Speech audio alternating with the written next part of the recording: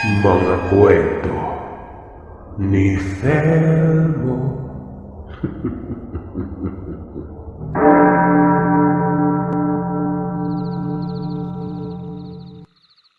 Lumapit ako sa dalaga at sinabing dalhin niya ako sa palengke at merkado. Naglakad kami.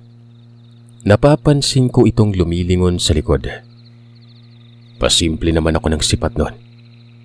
Nakita ko na naman ang lalaki pero hindi ako nagpapahalata. Parang wala lang. Sabi ko sa sarili, sa oras na mahuli ko ito ay kailangan kong mabasag ang sumpa nun. Sa kung saan man inilagay ng salarin.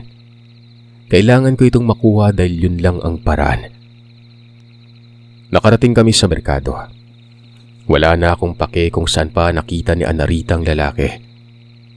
Tinuro niya pero tumatango lamang ako nun.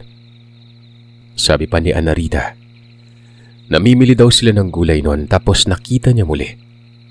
Mga 3 beses niyang nakita ito sa loob ng 1 linggo sa merkado. Bumuntong hininga ako at sinabing umuwi na kami. Sumipat ako sa direksyon kung saan ko nakita ang lalaki.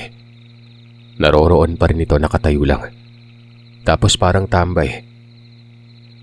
Si Anarita ay panay silay doon. Sarap na talaga sagpangin ng mukha nitong babaeng ito. Buo na ang paniniwala ko na sila ang magkakasabwat.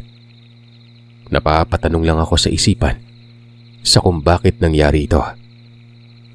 Hindi pwedeng walang galit si Anarita. Tsaka sino ang lalaking yon? Nobyo niya ba?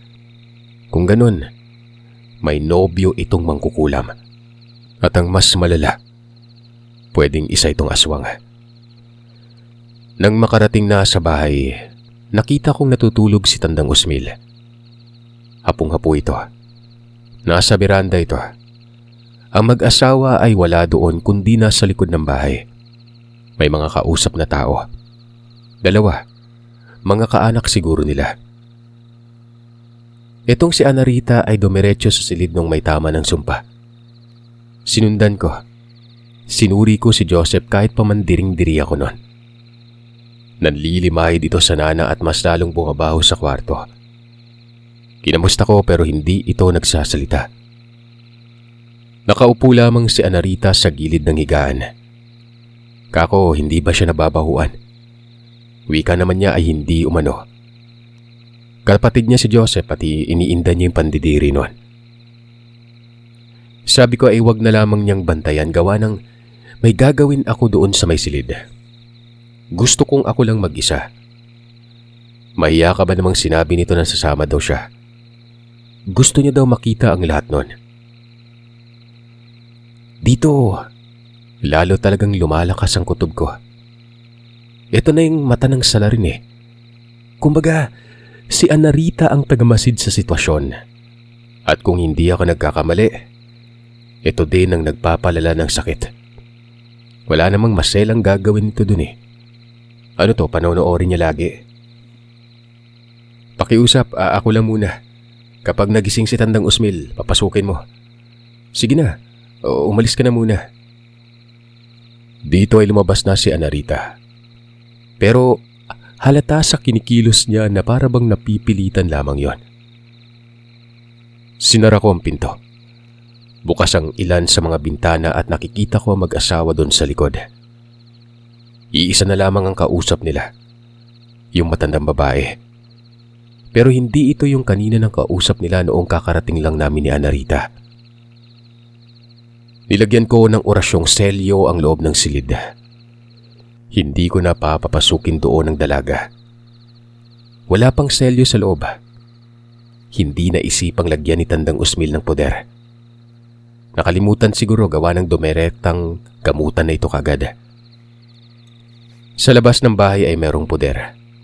Malawak at tingin ko, 2 albularyo ang naglagay. Yung namatay at si Tandang Usmil.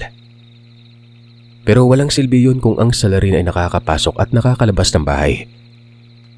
Malinaw na sa akin na hindi mangkukulam si Anarita. Pero pwedeng siya ang magdala ng pampalala ng sakit nun. Tapik lang naman yan eh. Galing ang tapik na ito sa isang mangkukulam at ipapasa lamang ng tapik sa isang tao. Dahil kapag hindi napasa, magkakasakit ang kung sinong nagbitbit ng tapik na yon. Ang tawag nga dito paglipat. Matapos kong malagyan ng orasyong selyo, umupo muna ako sa isang banda. Sa sahig lang. Nakasandal ako sa dingding na kung saan naman ang likod ng dingding na ito. Naroroon na mag-asawa na may kausap. Likod na yun ng bahay. Minamasdan ko ang reaksyon nitong may sakit na si Joseph. Nakatulog na para bang naging maganda ang pakiramdam. Napapailing talaga ako. Tumutugma ang ginagawa ko. Tama ang paglagay ko ng selyo. Napigilan ng pagpapalala ng sumpa. Gusto ko nang ipaalam kay Tandang Usmil pero pinagpahinga ko muna ito. Ilang gabi din itong puyat. Yung kargang dasal pa naman sa katawan ay nakadepende din sa pahinga at sigla ng sistema. Maya-maya pa, narinig kong nagtatalo ang mag-asawang sina Ginang Luisa at Mang Bal. Alam niyo kung anong pinagtatalunan? Bakit daw pinalayas ang kambal ni Anarita na lalaki? Ang nagsabi nito, si Mang Bal. Nasaan umano yung kambal ni Anarita? Sino ang nagpapaaral at nag-alaga dito? Sabi ko naman sa'yo, huwag mong sungitan. Pinalayas mo pa. Ano bang ginawa nun? Dapat nasa poder natin yun nakapag-aral sana. Sabi ng matandang kausap natin, nagdodroga. Kita mo na. Ang lakas ng boses mo, Bal. Ipinaparinig mo ba sa mga kapitbahay ang pagkakasala mo? Ano bang paki ko dun sa anak mong isa? Kadugo ko ba? Napakatagal na noon at bata pa sila. Hanggang ngayon inuuyog mo pa din ako patungkol sa pagpapalayas ko. Sinong hindi magpapalayas na magnanakaw? Ultimo mga alaga nating hayop sa likod ni nanakaw. 3 baboy ang nadali noon. Kinakatay at binibenta siguro yung mga laman. 13 anyos pa yun noon, Bal. Ngayon sa tingin mo kapag pinabalik natin dito, ano kayong problema yung bitbit nun? Lalo't may dagok pa sa akin. Sa atin. Kita mo namang namatay si LV tapos yan. Si Joseph may isumpa pa. Hindi nga natin alam kung anong kahihinatnan natin Bata pa yun noon, Luisa. Malikot yung pag-iisip at kamay. Pauwi na lang natin dito. Ako nang bahala. Napapamura ako. May kambal si Anarita. Malinaw na malinaw sa akin ang pinag-uusapan nila noon. Hanggang sa ngayon, natatandaan ko ang lahat. Yung matandang babaeng kausap nila. Nagsumbong lang pala yun dahil nga nag-aadik na daw ang kambal ni Anarita. Pinalayas ito dahil magnanakaw at nagnakaw din ng hayop. Kinatay, binenta, naguguluhan ako nun. Paano niya nagawa yun? Gawa ng, ayon sa narinig ko, 13 taong gulang Ang nakakalitong sagot, unti-unti nang luminaw sa akin nun. Hindi naman siguro ako mangmang para hindi isipin ito ang pinagsimulan ng lahat. At kung hindi ako nagkakamali, yun din ang aswang at kumukulam. Kambal ni Anarita na nagnakaw pa ng hayop nun. Sa pagkakaalam ko, ang edad na 12 taong gulang hanggang 18, yun ang pagiging ganap ng isang aswang. Lalo na kapag kubot, gugutumin ito ng gugutumin. Nagnanakaw yon para may makain. Hindi ibinibenta ang karne ng hayop. Hindi binibenta ng kakambal nitong Anarita ang mga alaga, kundi kinakain yon. Ilang mga sandali ay pumasok sa silid si Tandang Usmil. Sinabi ko sa kanya ang lahat. Napapatanong pa ito sa kung paano ako nakarating sa ganon.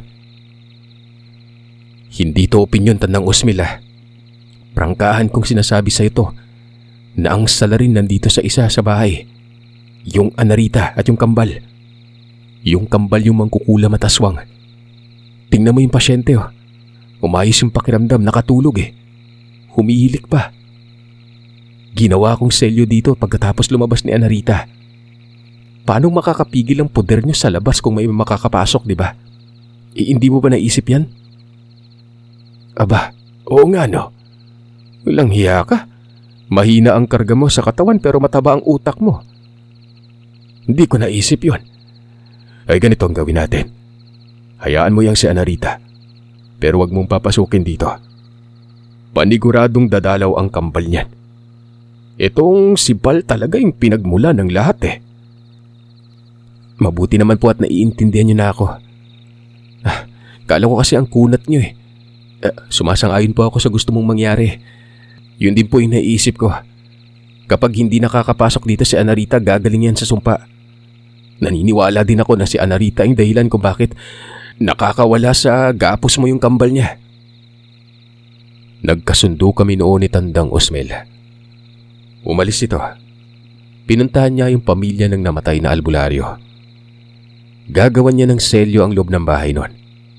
Kumbaga, gagawin niyang ginawa ko at walang papasuking ibang tao. Bumalik kaagad si Tandang Osmel at ang sabi nito ay may tumutulong daw na albularyo pero parang peke naman daw yun. Kaya pinaalis niya. Siya nang umasikaso. Hindi pa naman malala ang sakit na tumama. Hindi kaparehas ng sinapit ni Joseph. Bata umano ang nakapitan doon. Maayos na ito dahil nga malakas ang selyong nilagay niya. At nasabihan ng pamilya na huwag magpapapasok ng ibang tao. Hanggat maaari ay isara ang pinto at bintana noon. Medyo gumaan ang loob ko kahit papano. Pero kapag naaalala ko ang pagkakamali ko, napapatulala talaga ako at napapaiyak. May nadamay. Kasalanan ko ang pagkamatay ng isang albularyo. Kawawa ang pamilya nun. Kung sakaling ginamot ko kaagad yung kinukulam, hindi na sana aabot sa puntong may makikitil na ibang katulad ko. Komplikadong-komplikado ang lahat pero magagawan naman ng paraan. Basta manggagaling lang sa unang albularyo.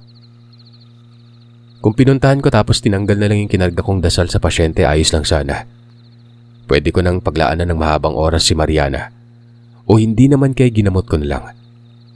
Dapat inuna ko yung responsibilidad ko bilang manggagamot sa pagtulong kesa sa sarili kong kapakanan. Sinabihan namin na mag-asawa na walang makakapasok sa silid maliban na lamang sa amin ni Tandang Osmel. Sinara ang mga bintana sa loob ng silid na yon. 2 electric fan ang pinaandar dito. Kahit pa kulob na at may nakakasulasok na amoy. Walang problema kasi nga gagaling na itong Joseph na ito. At hindi lilipat ang sumpa. Bakit? Dahil ang nagbibitbit lamang nito ay si Anarita. Kapag namatay si Joseph, hahawakan lamang ito ni Anarita at itatapik alinman sa pamilya o kahit sa ibang tao. Pero papaanong maililipat kung hindi naman siya makakapasok doon sa loob, di ba? Buong maghapon yon, nakamasid lamang kami sa paligid. Sa reaksyon nga ng mga tao, lalo na dito kay Anarita. Hindi namin tinututukang maigi ang babae kasi nga baka maghinala ito nun. Pagsapit ng gabi, itong si Tandang Osmel ay nasa loob ng silid nun. Kandado ang pintuan. Ako ay nasa labas, nakatambay sa likod. Nakaupo sa bangko at nakasandal sa dingding ng kumpeta nila. Si Anarita ay halatang halata na talaga na hindi na napapanatag. Lakad ng lakad, ni hindi nga kumain ng hapunan yon. Nasa labas ito tumatambay tapos pasok sa loob at tungo naman sa kusina. Tapos ay doon sa beranda uupong saglit. Hindi ko pinupuna, niningitian ko lang. Ngayon ay alam ko na pwedeng hindi na basagin ang sumpa na naroroon sa kung saan nilagay namang kukulam na aswang. Ang tanging paraan lang ay hindi papapasukin ng silid si Anarita. At wala ding makakapasok doon sa bahay ng namatay na albularyo. Kahit pa man parang matutumba na ako sa antok. Nilalabanan ko ito. Nagdadasal na lamang ako nun. Pakaing dasal ito para kahit papano ay hindi humina ang karga ko sa katawan. Gaya ng sinabi ko, nakadepende ang karga sa katawan kung gaano kalusog. Kung malakas ang katawan, sasabay ang karga. Pero kapag nasa tangang mutya ang karga o mga medalyon, hindi apektado ito sa oras na humina ang katawan. Yan lang ang kaibahan nun. Walang nangyari sa gabing yon.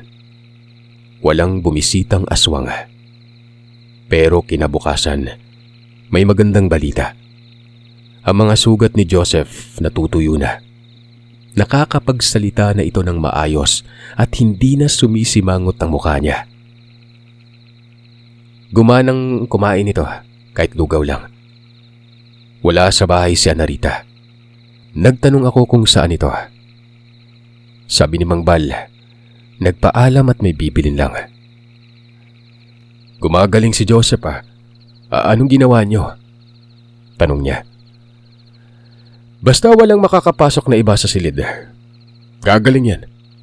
Nga pala, narinig kong may kambal si Anarita.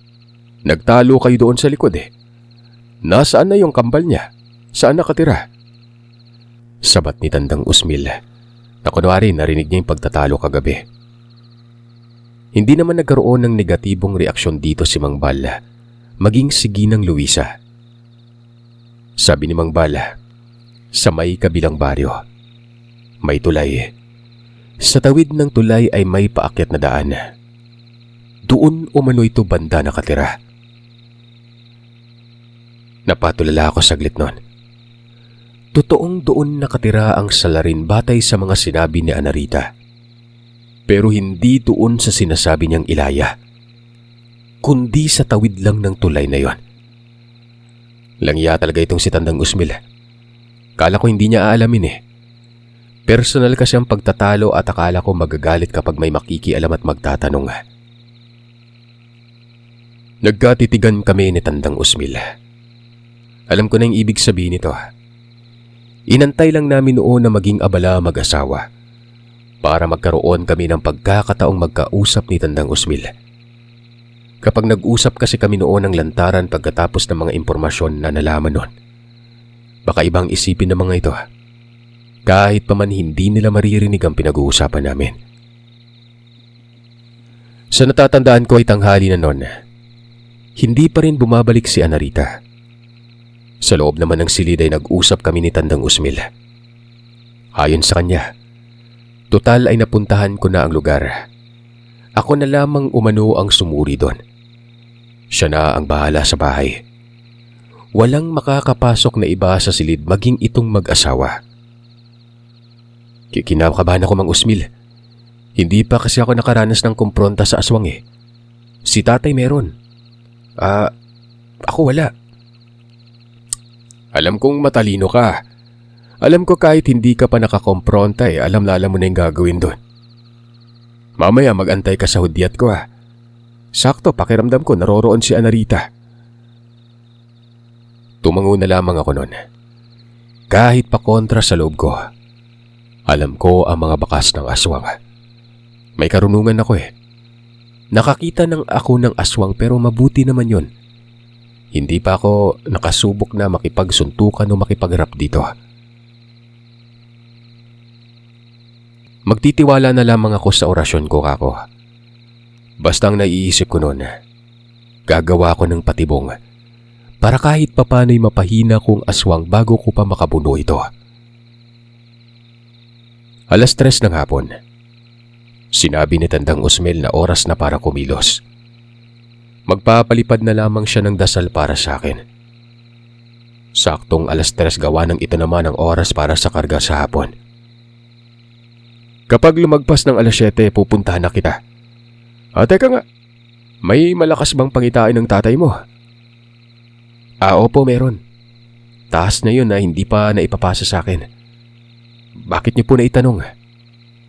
Ayon sa matanda, bibigyan niya daw ako ng orasyon. Ang tawag dito ay orasyong mensahe. Sa kadugong albularyo lang makakarating sa oras na sangbitin ko ng 5 beses nun. Makikita daw ako sa pangitain at madidinig pang orasyon ko. Nagpasalamat ako. May alam na ako sa orasyong mensahe pero hanggang detalye lang. at hindi ko alam sa kung anong gagawin. Binulungan ako ni Tandang Usmil. Maiksing orasyon lang. Kagad kong nakuha ito tapos yun, umalis na ako. Napapailing ako. Ganoon kalawak ang saklaw ni Tandang Usmil sa karunungan.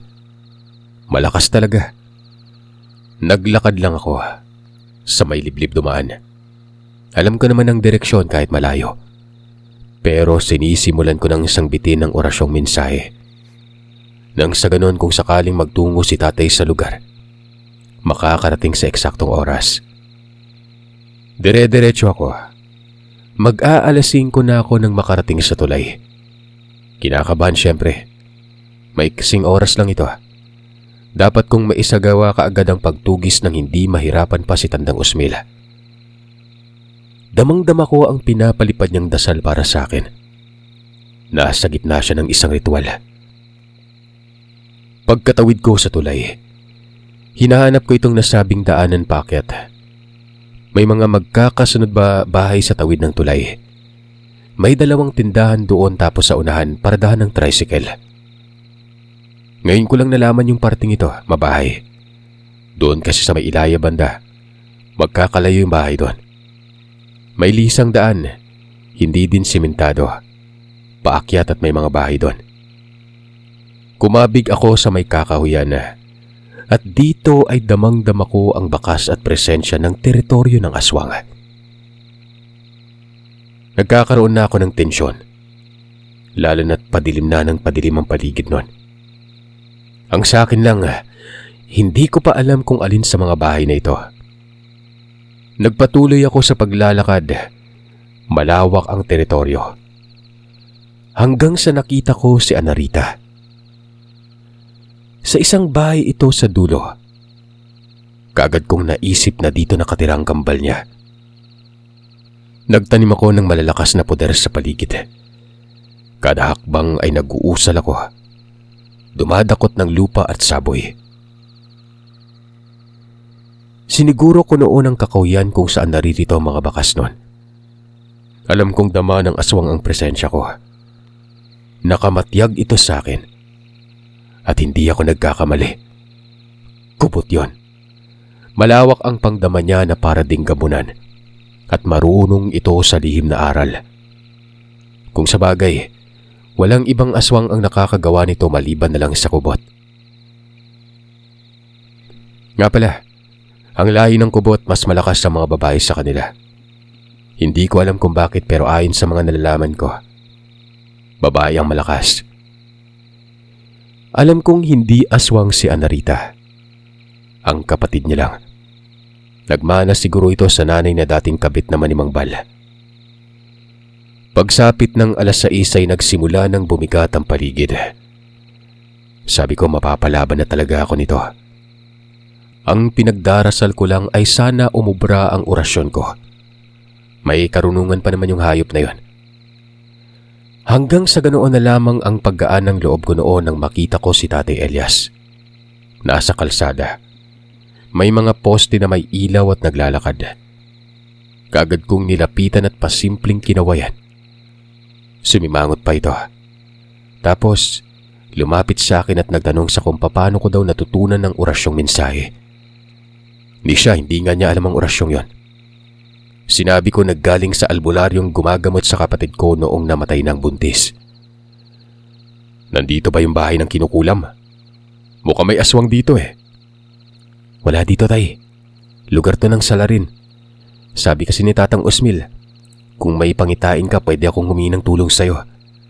Sa oras na sangbitin ko yung orasyong mensahe, maririnig mo at makikita mo ako.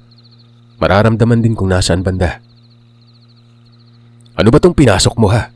Ano? Di mga gumulo na? Saka na lang tayo mag-usap, tay. Basta ang problema ng pamilya nasa loob lang din ng pamilya nila. Mahabang istorya Kumbaga yung salarin, kadugo nila.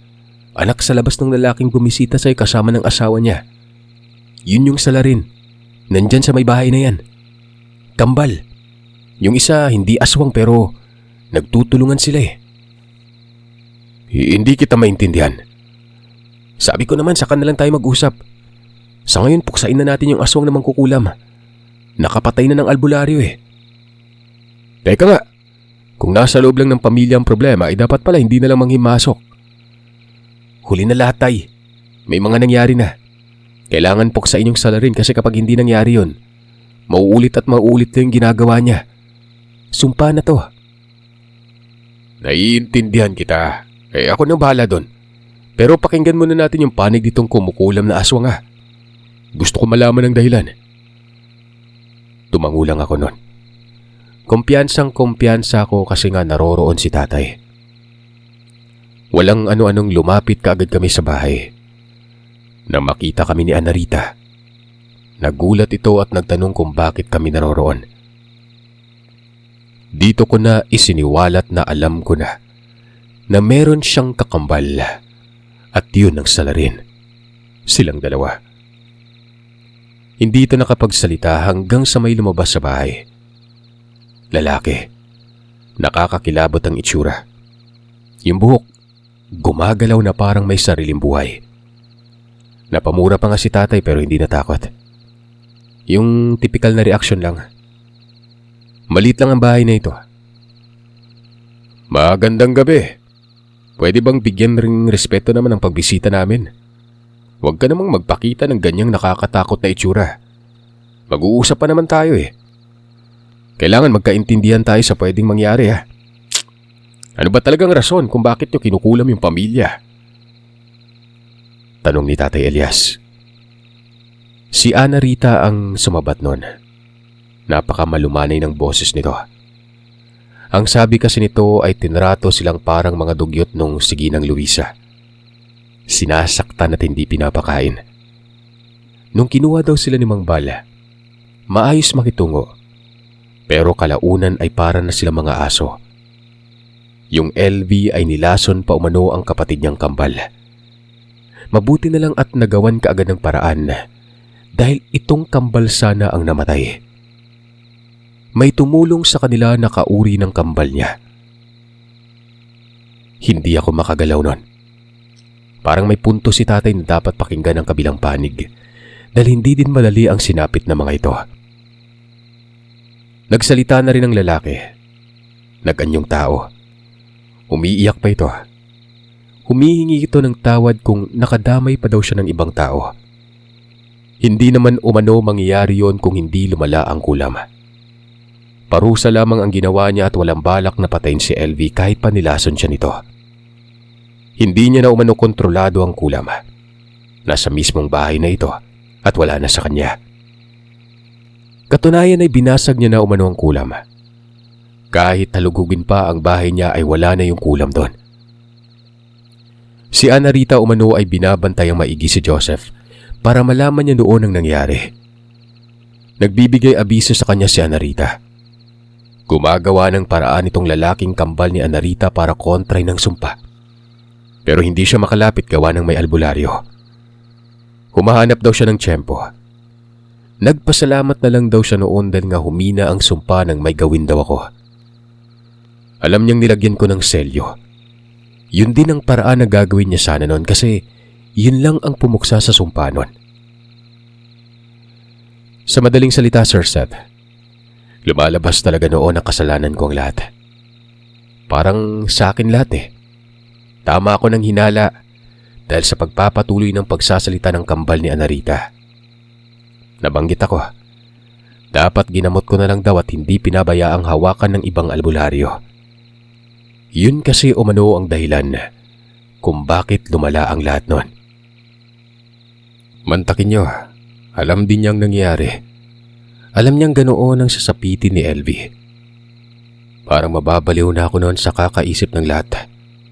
Nawala ang pagnanais kong puksain ang aswang na mangkukulam. Si tatay nga napatitig sa akin eh. Dismayado yung mukha. Tumalikod si tatay at sinabing umalis na kami. Naglakad si tatay na bagsak ang balikat nun. Nagpaiwan ako. Umiiyak ako doon. Lumapit itong magkapatid.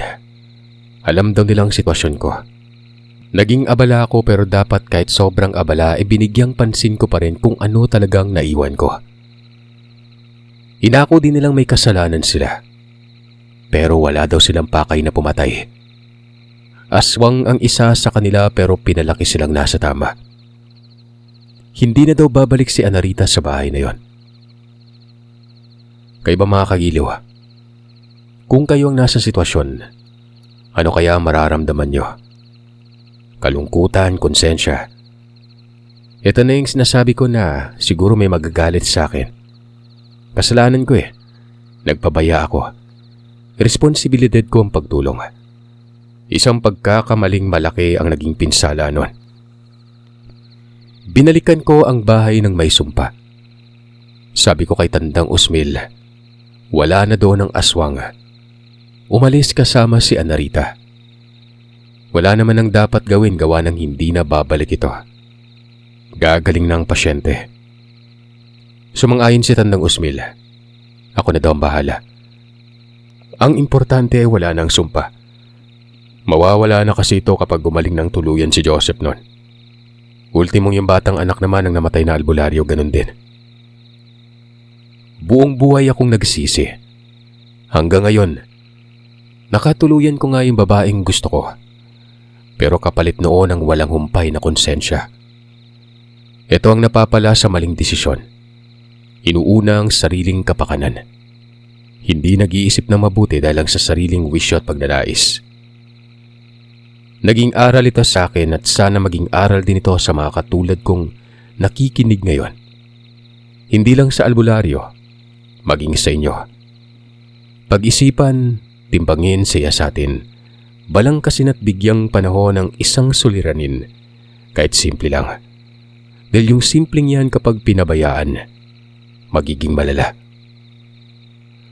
Lahat ng ito, Sir Sat, ay nangyari dahil sa sarili kong kapabayaan.